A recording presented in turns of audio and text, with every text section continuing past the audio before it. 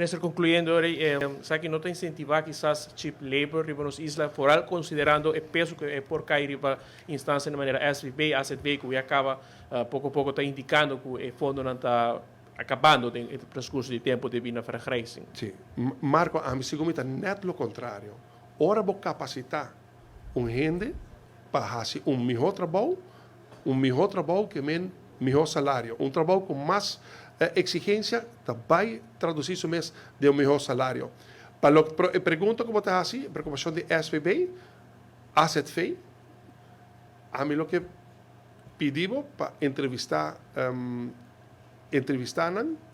a base de manejo de integração que nós estamos llevando, SVB e AZV, nos fundos social, estão dando uma recuperação financeira que está segurar a solidez de fundo para pagar as pensões de vejez com certeza, sem titubeio, com segurança, pagar nos responsabilidades de quadro de nos fundos de AZV com nos saúde general de nos pueblo, que me pedimos não tem de mim, mas me lo apreciar enormemente para vos entrevistar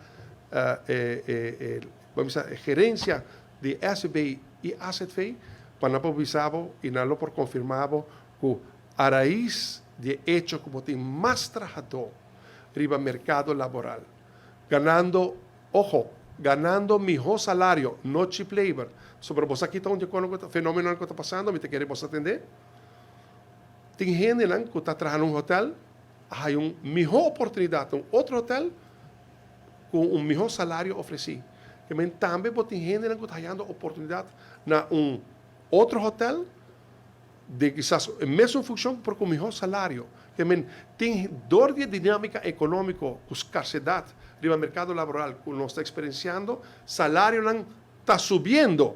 Agora, se você capacitar mesmo, seja através de ensinança de emprego, para os jovens que estão ribando no estudo, não dirigir mesmo, não finalizar no estudo, não graduar, maneira me difundo também não tem riqueza mais grande para uma pessoa hora que tem um diploma de sua mão, hora que tem um diploma de sua mão, seja que vai ensinança regular ou vai ensinança de ofício, está dando um instrumento para você segurar bom trabalho para largo tempo, mas também trabalho, bom salário. E segundo mim, para nós, aceita o que te representa progresso para o Vitor.